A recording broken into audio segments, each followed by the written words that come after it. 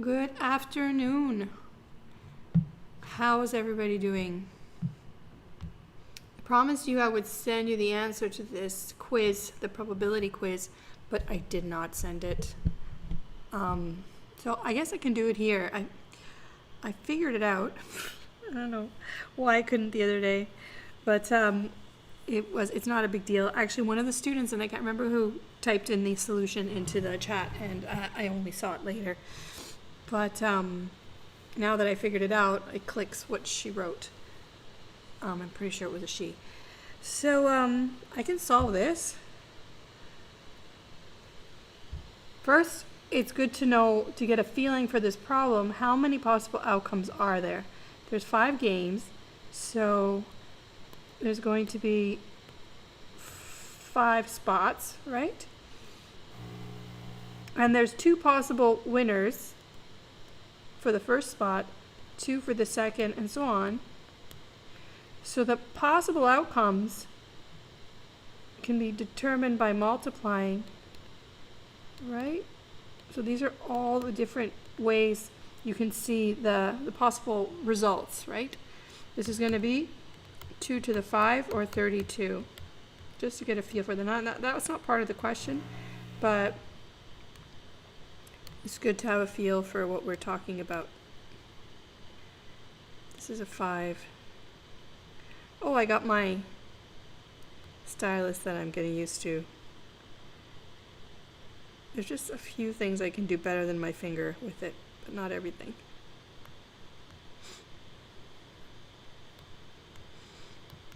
I have to slow down. There you go.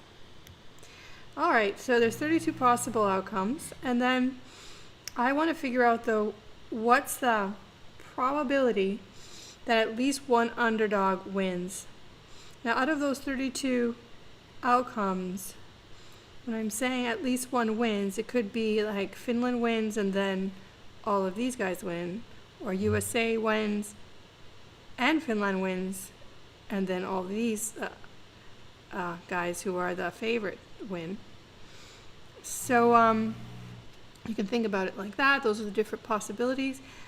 But the easiest way to do this, if thinking about the 32 rather than listing, is to think about the complement. The complement of at least one underdog winning is no underdogs winning. So let's focus on that instead. What's the probability of no underdog winning? I think the pen is noisy. What's the probability of no underdog winning? And then I want the complement, so I'm going to take 1 minus that. So what's the probability of no underdog? I'm going to keep traveling the 1 over so I don't forget. The probability of no underdog is, well, just all of the favorites winning. So all of these guys winning. So that means Germany and Switzerland and Canada, Sweden, and so when I say and, I'm multiplying. So all I have to do is multiply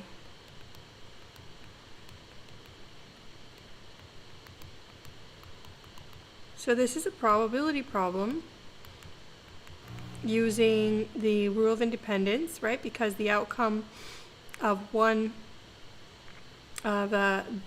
game 1 is not going to affect the outcome of game 2 and so on. So I can just multiply these.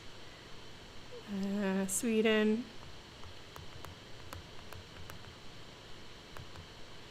and Scotland. And then that's it. So it's not oh, you can't see that.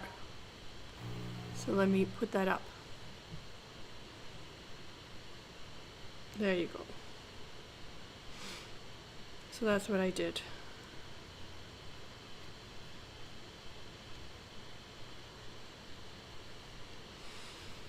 So multiplying those together,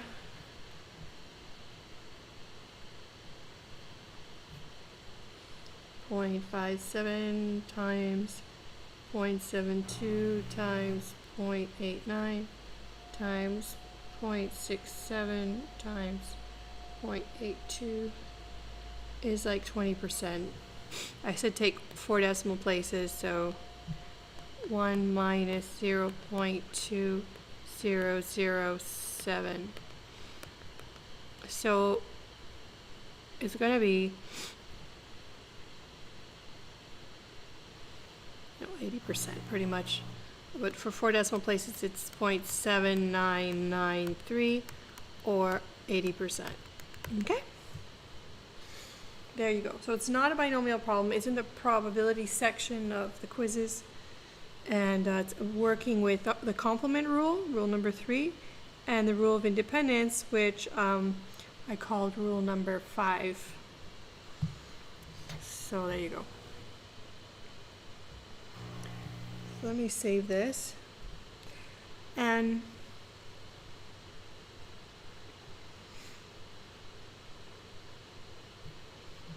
I'm going to go back into the IMP problems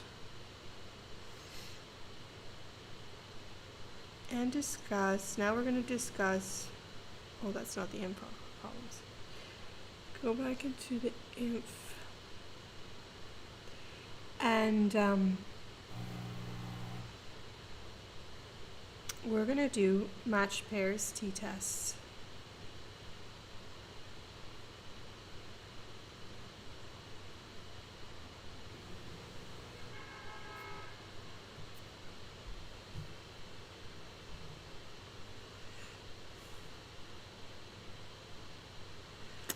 We can talk about that after. There are a number of problems for you here. I'm going to teach match t-test, match pairs t-test. And then look at some problems. Okay, so here we are. So this is the last technique that we're going to learn, right? And from here on out, it's just going to be practice. And as I mentioned last time, I spoke with you. We're coming full circle from the first unit where I introduced experimental designs and the idea of matched pairs tests. Matched pairs test is where the pair receives the treatment and then we compare the outcome. And we talked about what pairs are, from one person being their own matched pairs to otherwise similar subjects, like a person, like people, or that are somehow similar because we've controlled for factors we know might confound our findings. We can do that for subjects, or we could do that for not just human subjects. We could do it for innate organic subjects like plots of land, things like that. But I also mentioned twin studies are an amazing kind of matched pair study because individuals there are otherwise genetically identical with identical twins. And then so all you're testing for are going to be things that are environmental. And so any differences could be environmental differences, especially if they were raised separately. Talked about that a bit. If they're raised together, then both they could be otherwise pretty much same environment and same genetics. So introducing a treatment, you would have control for all factors that could confound your results. You can put one treatment to one of the twins and a different treatment to the other and have all the conditions, and so what you're seeing in your results are the result of the treatments and nothing else. So anyway, it's always great to have twin studies. So what do we do? Different kinds of matched pair studies you're going to see here. The main thing is for you to recognize that's what it is, all right? So once it's a matched pair, all you have to do is one preliminary thing and then proceed like it was a regular t-test. When do we do the t-test again? We do the t-test when we have no prior information. T-test is like a second best test. The best is when we actually know, when it's a test of means, we actually know the population standard deviation. But in reality, more realistic than anything, we don't have any information on a variable, and with a sample, we want to be able to say something about that variable. So that brings us to using the t-test. Why would we use a matched t-test? When the two groups are somehow related, okay, or they're like the twins. They're related. They're literally related. In this example, the first one I'm going to present here, there's two plots of land that are side by side, so otherwise identical. So they're a pair, okay? They're a pair, and we're going to expose one of the pairs and somehow section off the plots. We're going to expose one of the pairs to an old fertilizer and check out how the tomato plants yield fruit. And we're going to do with the other plot of land that's otherwise identical and isolated from the other, we would apply a new fertilizer. So we've developed a new fertilizer. We want to know which one is better. Otherwise, there's nothing different between these two. So they're pairs. We're going to treat them like pairs. And for the first pair that we've subdivided, the yield for the tomato plants was 2.2. So 2.2 pounds for the plant in fruit. And so 2.2 pounds of tomatoes. And for the new fertilizer on the other related plant, you got 2. So you got actually less. So when I calculate that here, for the second pair, I do the same thing. And the second pair is a little bit more. And the third pair is a little bit more. And the fourth pair is a little less. So it looks like there's some variation here. What I need to do, though, is analyze the differences. Once I compute the differences, that's really what I want to study. I've collapsed these two into differences. Now the matched pairs test is different from taking two samples and comparing them. What we would say otherwise independent samples. These ones are dependent samples, right? Because each pair come together. The units in the pair come together. So that's basically what happens. Now I proceed as though it was just the regular t-test. All right, so the t-test has the 5 steps. We're going to go through the 5 steps for the t-test. The hypothesis needs to be set up. So let me sketch that out above here, and then we'll go follow through the notes. So for the hypothesis, I need the null and the alternative.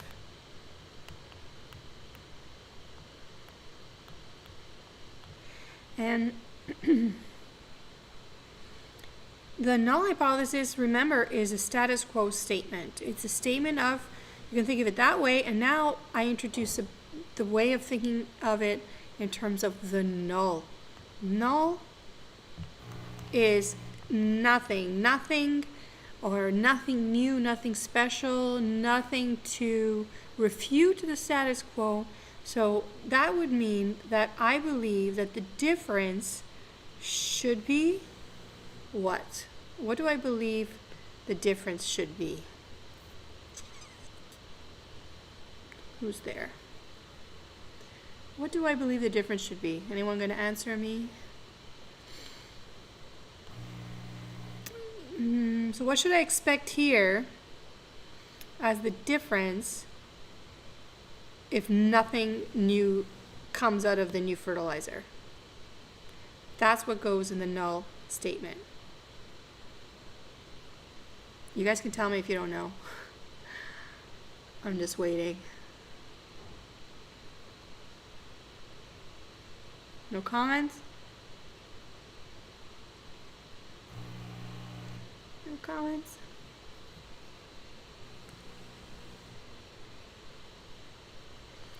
If there's nothing new to report, if you don't have a better fertilizer than you had before, you expect the differences to be 0.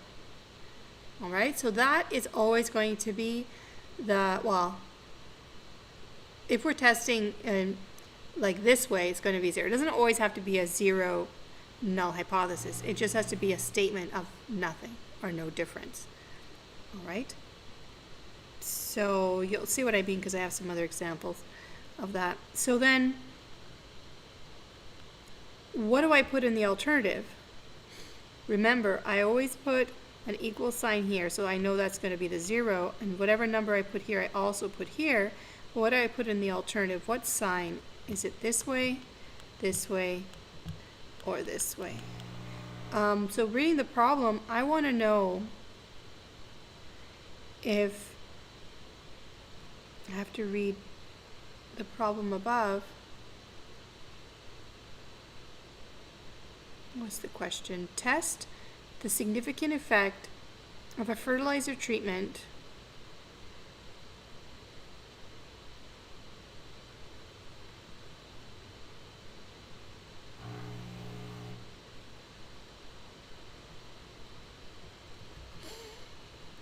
if I test for improvement. Okay, so I'm trying to see if this is an improvement. It should be pretty explicit. If it's not explicit, I'm much more forgiving with grading.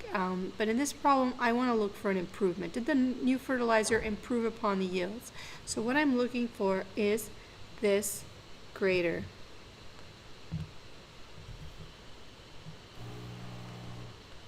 Okay, so that's going to be the statement. That's the null hypothesis. And I've laid it out below here. Let's say I was looking for a positive effect. If it's a positive effect I'm interested in, then I put greater than 0. If it's a worsening effect, I put less than 0. If I'm just looking to see if there's some sort of difference, either it has a positive, it's an improvement upon the old method, or if it's a detriment, it's worse than the old method, I just want to look for a difference, I would put not equals to. But usually when you're developing products, you're going to try and look for an improvement. So you don't have to put this D subscript. That's just to make you realize I'm doing something new. D for difference. Okay, so you took the difference, you collapse the two columns together, and you're analyzing the column now. Okay, so then we want to assume and assess. So we're going to assume the null hypothesis is true. The null hypothesis is that there is no effect, right? That mu equals 0. So this is going to be the weird part, is that the hypothesized mean is 0. So it's actually very simple. You put a 0 there, right? So that's where that 0 comes from, because I've hypothesized it's 0. But when I take my data, let's just go back a step. When I look at the results, so these are my data. Remember, when you conduct the t-test, you have to compute the mean and standard deviation, right, to be used in your analysis. So you take the mean, this is your sample result, and then you need the standard deviation because we don't have prior information about what that could possibly be in the population, so we're just going to use the best guess we have, which is the sample standard deviation. So with those two numbers, I convert this number, which is, so this was the actual outcome. The difference on average of the yields was 17.5%. 17.5%. Is that, sorry, not 17.5%, 17.5, I'm reading it wrong. It's 0.175 pounds. I don't know where my mind is. So it's 0.175 pounds, 0.175 pounds. I'm just going to circle the result. So it's 0.175 pounds.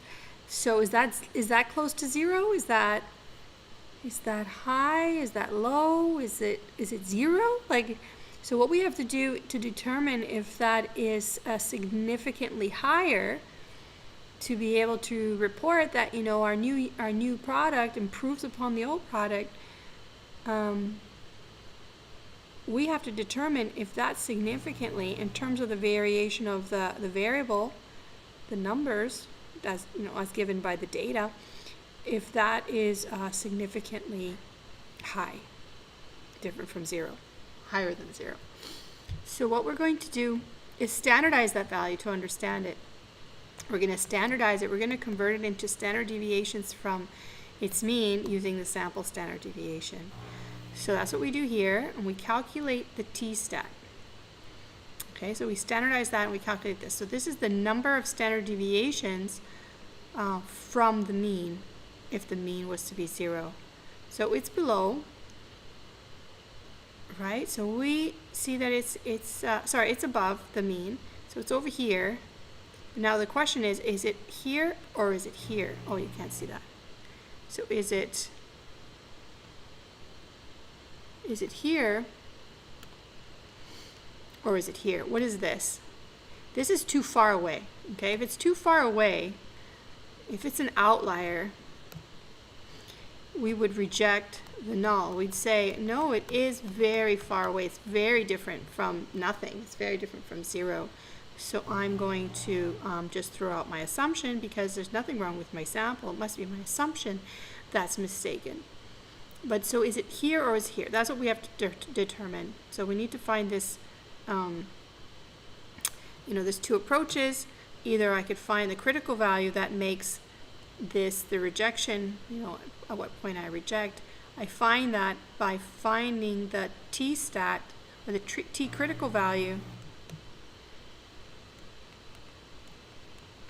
the t-critical value where there's 5% here.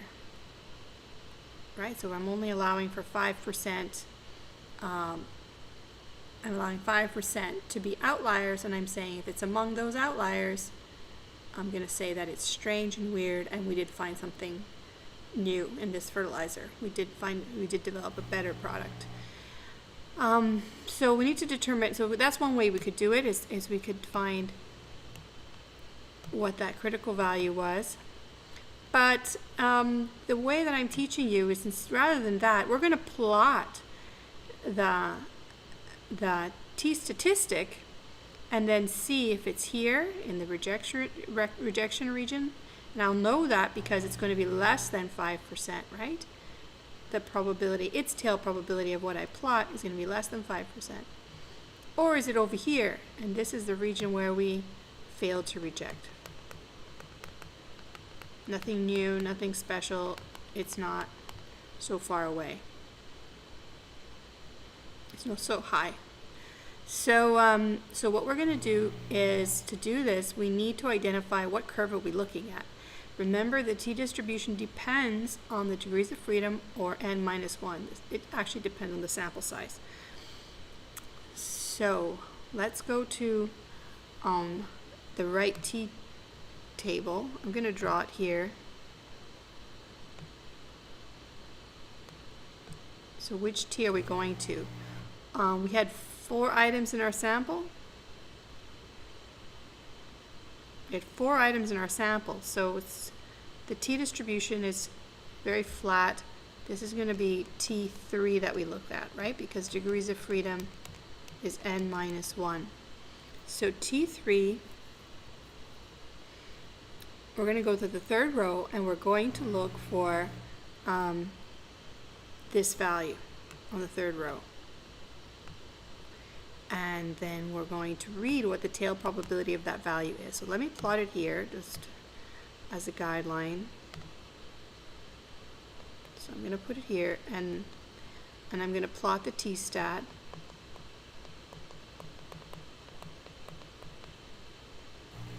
Okay, I'm not going to write all that. That's your t-stat. And it's going to be 0.547. So let's go and look at what is the tail probability. Where am I?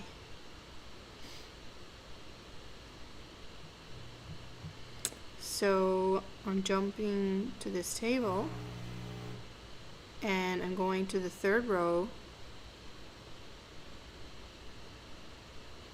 Again, you could get this out of Excel, and if you want to know how to do that, let me know, ask me, or look it up on YouTube.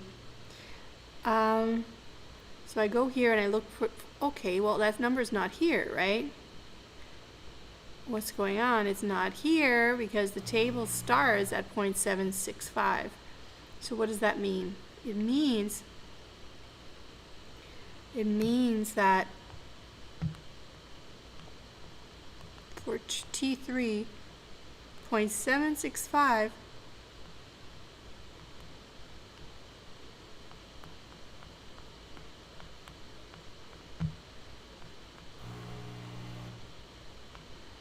0.765 is where 25% of the observations are on the left. So that means it's pushing me into the fail to reject region, isn't it? So in fact, when I go back to where I was, back to my problem,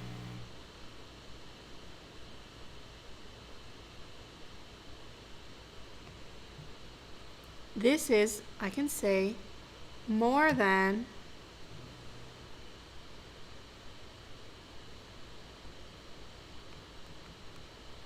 25%. Okay, I know it's more than 25% because I'm not even on the table. Let me erase some of this so it's a little clearer for you to see.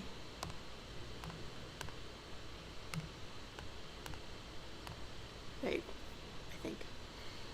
Okay, so that's greater than 25%. So what do we do with that? So that's the p-value. That's the p-value that we found. So that's the p-value test. The p-value is the probability of seeing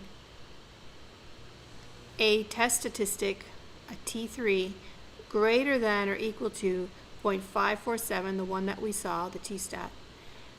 Given that to calculate this t-stat, I had to use the hypothesized mean, right, which was 0, no difference. So I standardized that and I got this using my hypothesized value. And I got that the p-value then is greater than 25%. And I said it's a positive, so it's between 25 and 50%. Just to be clear, right? Because I didn't go, it's positive, I didn't go beyond here. So I say between 25 and 50. Anyway, the point is that it's not, the point is that it's over here.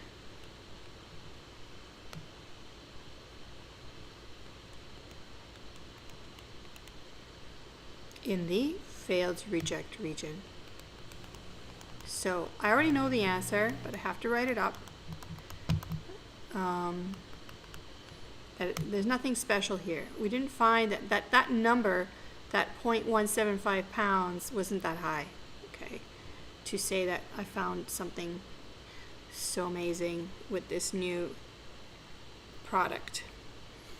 So we say,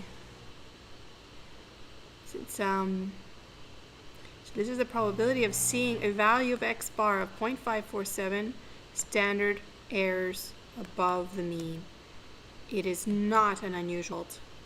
We conclude then, remember we use the same conclude step, use the same statement for any problem, every problem, t tests, z tests, left, right, two-tailed tests. We always make the statement and try to evaluate that statement.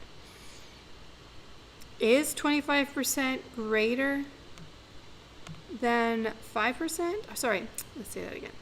Is 25% less than 5%? Remember, we always pre-specify we use 5% unless I tell you otherwise. This is the level of significance.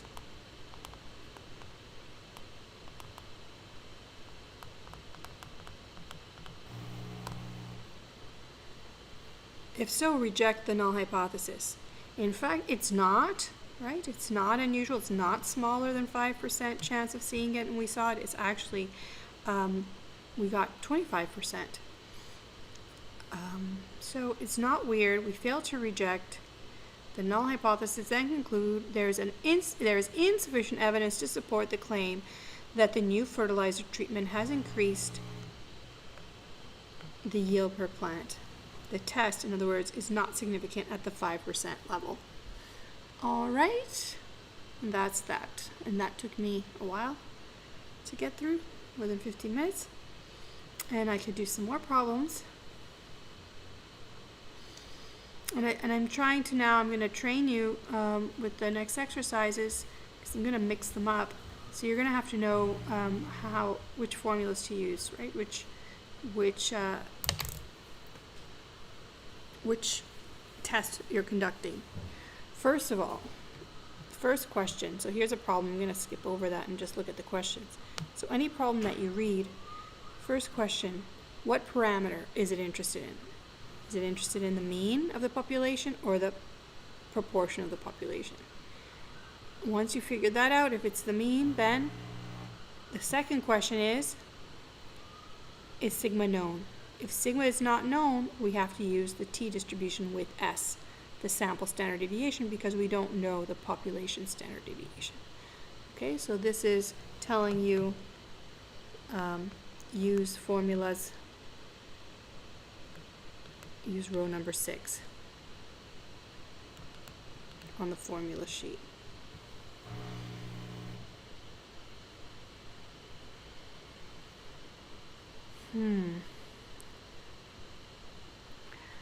So let's see.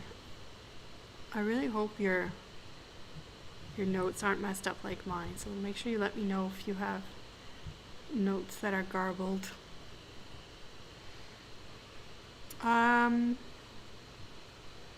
tempted just to let you do this yourself. You know what I'm going to do? I'm going to let you work. Oops. I didn't want to do that. What I want to do is look at some exercises.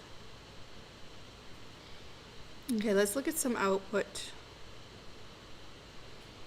together. Here's some output, but it's always showing you at the end of the problem. I want to look at some output. So I did some other exercises here. They're not going to be on the test, but showing different kinds of tests that you could do. The same idea applies, where you have to, the same steps apply, right? The HAPC steps. The only thing that's going to change from test to test to test is how you compute your standard error. So if you go on in statistics, you'll see things like this. This is a population of this is a, what did I just say? This is a test of two populations. And the populations we're going to treat as independent. Okay, so they're different people at a different time. We're going to compare 2003 to 2004. And so they're not paired. And that means if they're not paired, I have to actually calculate a standard deviation that includes the components of the sample in the formula. So we don't have to do that, right? If they're paired, you don't have to have this new thing. But in fact, it's the same thing in the end that you do, the 5 steps, the hypothesis, the assume and assess, so you standardize your point estimate, and then using a standard error depending on your situation, you calculate a different standard error, and then you compute a p-value, that because you're just using a standardized z-value, z-score, and conclude, always the same statement for the concluding step. So I think you have the tools. If you get good at what I've taught you, you have the tools, a great foundation to do all kinds of testing. You just need to know your assumptions. You have to look at your data, make sure that your assumptions are well-founded. And remember the assumptions going back to the formula sheet to remind yourself that you're working with a large population, and that being that the sample size, or the population size 10 times the sample size, that's large. And this point I made about the relationship between, for the proportion, sample proportion, the relationship between n and p, the parameters. So I say all this stuff here. You know, see, look, there's different standard errors, just to give you an idea. I'm not going to test you on this. So here, you see, in this exercise, we're going to use this standard error, this version of the standard error. And that's because in this problem, I'm looking at means. Okay, so this is a difference of means. I'm going to see if the means are the same versus the means are different for different months. And this is how I conduct the test, and this is how I have to do the same 5 steps, where that's going to be the standard error that I have to calculate to use in my standardization formula. So it's always the same thing. You just got to look for the form of the standard error. Now, if you put this in computer software, the computer's going to do it for you. I did some other tests here, but I'm not going to test you on this. This is just a really nice, complete set of notes that I don't have to teach right now, but I will have to teach it in the next semester. This has to be taught in the next semester, so you're lucky for now, because they changed the Prontuario for the course, and that has to be included. All right. So I'm looking for output.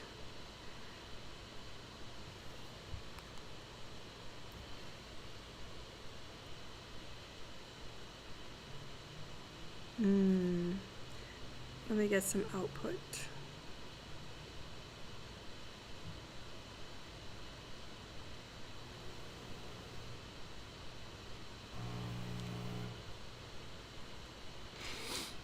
Here.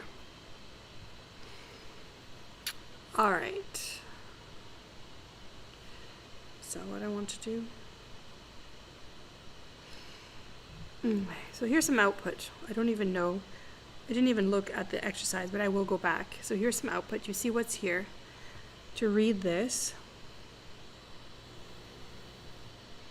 hypothesized value, actual estimate, degrees of freedom, sample, standard deviation, S, and the sigma. Okay, so without even reading the problem, I have here a problem for question 1.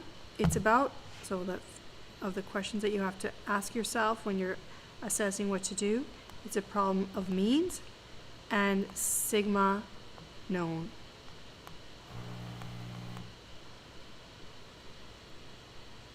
Sigma is known. So I'm going to go to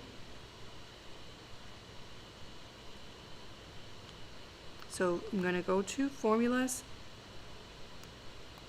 in row 5. Okay, so row 5, the mean, it's a problem for mean. I'm estimating or testing the population mean. Sigma is known. All right, so let's go back to the problem and see what the problem is asking.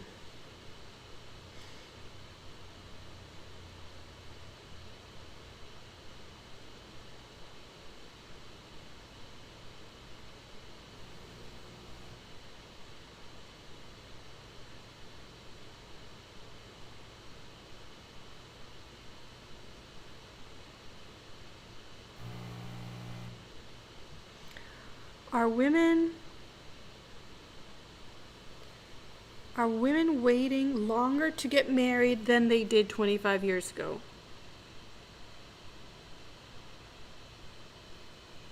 So, okay, this is an old assignment, but okay, so 25 years ago, just gonna say,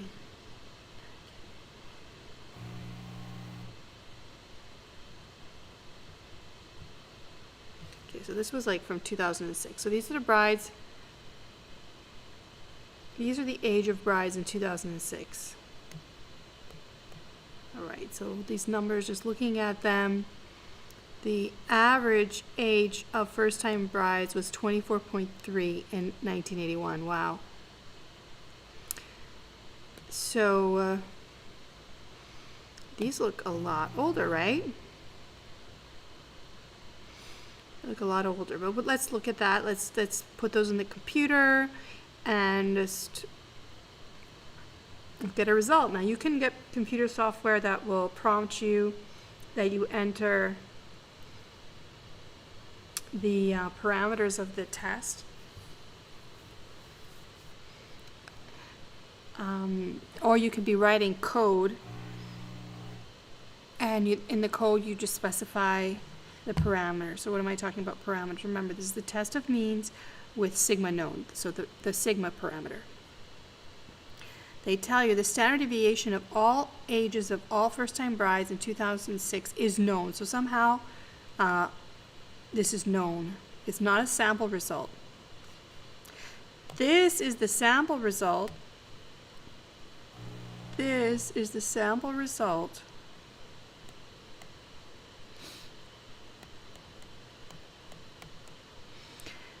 but when it says the word known, that's not the sample result.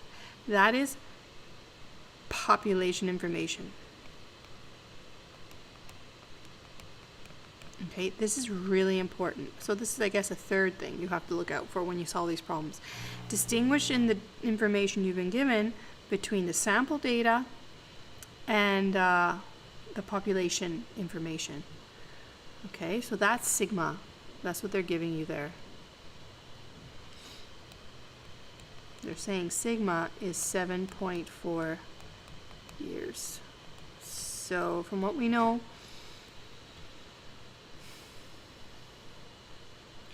we are going to answer the question, do these data provide convincing evidence that the true mean age of all first-time brides has increased? So this is a test for increasing means.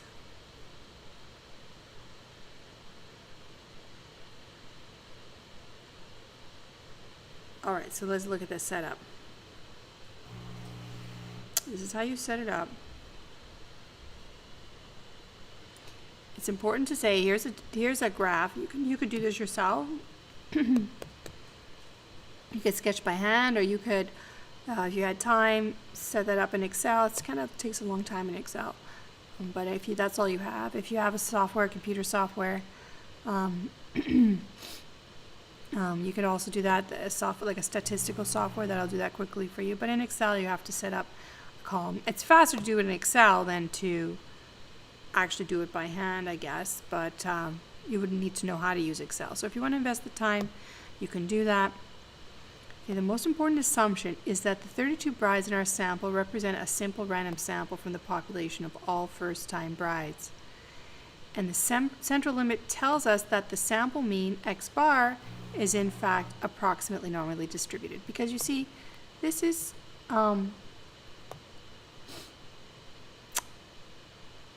not exactly normal, but because it's a sample for 32, right? We can use the properties in row number 3 of the formula sheet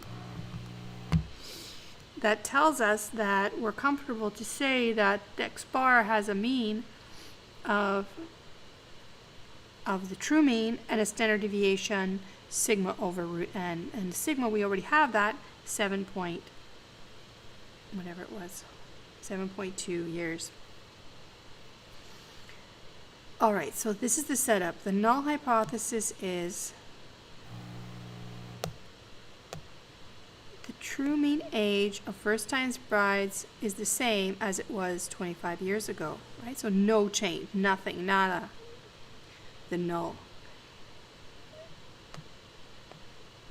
The alternative is the true mean height of first-time brides has increased. So in words, that's how it is, if that helps you. In symbols, you would write it like this.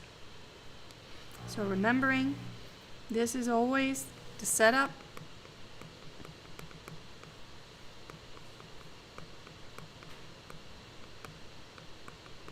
Whatever number I put here, I also put here. So it was 24.3. Has it changed? That's basically the question.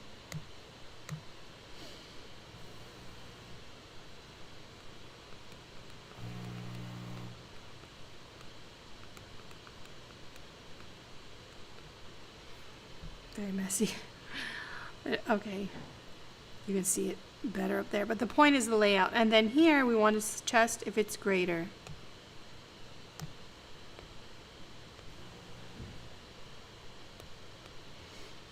As the alternative. So if we have evidence against the assumption that it's actually the same, then we're going to choose the alternative. We're going to say we have there is a suggestion then that it could be greater.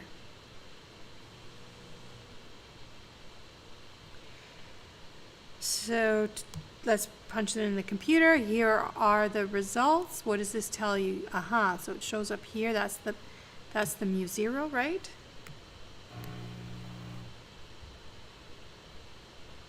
Let's make it bigger. So this is mu.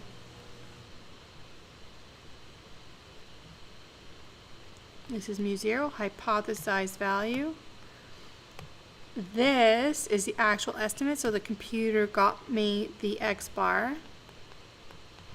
The computer also got me S, and here is sigma. So what do? I have S that was computed, but I also have sigma. I have x bar that I computed, or the computer did. So why am I using the z-test?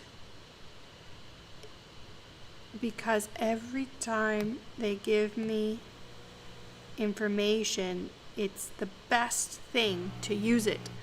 I'm going to use the population-based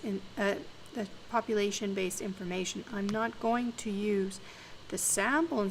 I would only use that if I didn't have sigma. Okay, so just because you have it doesn't mean you have to use it. It's just output. The computer just turns out output for you. All right, now let's look at the results. You have in yellow, that's the test statistic. So it did all the computations for you. You just have to do the interpretation. And then it shows you this, this, and this. So you have to know what to read. Again, just like I was saying, you don't need this. That's irrelevant. Similarly, you don't need this or this. All you need to look at is the test statistic and the p-value that was computed for it. So using this value, what was done is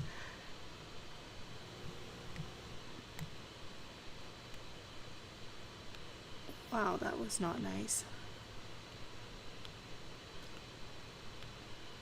So what's done is it's plotted. So you plot the 2.63. Now this is z. I'm going to put it down because now this is always risky. You get confused between the z and the t. So I'll always write down what curve I'm looking at. So that's the z.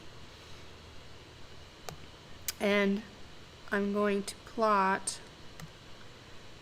2.6373. Well, I don't need all those, right? My table only has 2 decimal places. And I want to get the p-value, the probability of seeing a value that's 2.63 standard deviations or more away from the mean. So when I look that up, I will get this number on the table. The computer output gives me this one. All right, so those are the corresponding sets of data that I need. This one is if it was a 2-sided test. And this one would be if it was a left-sided test. Okay, because 99.58 plus 0.0084, sorry, plus 0.0042 gives you 100%, right? So this is 0.0042, and the left side would have given me this. So, but that's the result I want. So your output might be able to tell you it depends on the software you're using. It might actually be able to tell you the result of the test, significant or not, but usually I'm used to seeing software like this and you do the interpretation. Okay, it's not going to do the interpretation. It doesn't do the interpretation because different studies require different levels of significance and the computer doesn't know what your plans are. What we do in reporting statistics is we usually let the author interpret how they wish. That's why we present p-values, so that they can say, well, at 5% this is less, indicating that it's a small likelihood we would see this result with the assumption that we made, so our assumption must be wrong. And in fact, it's true that brides, first-time brides, are older. Okay, there's evidence, significant evidence that they're older. Sufficient evidence that they're significantly older would be the way to say it. So, but what if somebody else said, no, it's got to be, to be different, to be new, it has to be much smaller than that. What if they set a level of significance at 0.0001? So let's say a research critic, evaluator of your study, looked at that and said, you know what, you should probably, I would interpret that as not different because it's not smaller than 0.0001. So it's a tendency when we report to report the p-values, and you can make your own conclusion, but then you allow the audience to also derive their own conclusions. But as it was, if I don't tell you any different, use 5% as a level of significance. Okay, so let's just read, and with that conclusion, or with that level of significance, we conclude that we reject the null hypothesis at the 5% level of significance. We have sufficient evidence to conclude that the true mean age of first-time brides has increased over the past 25 years. And reminding you that I did this, this is an old assignment that I shared with you, the answers to. So there you go. I'm going to let you go for now. Keep working through the materials. Send me questions. I will just keep on solving problems, and when I get a chance, I'll update the details of each of the videos so you can see exactly what I cover and prepare before you watch the video. Tomorrow I'm just going to continue with some of the problems, so please send me any questions you have. You can start the review for the final exam. The mock exam is available, so you can start preparing that to get a sense of what I expect from you for the final test. That will be given next week, next Thursday, the 21st. Okay, have a good night. Bye.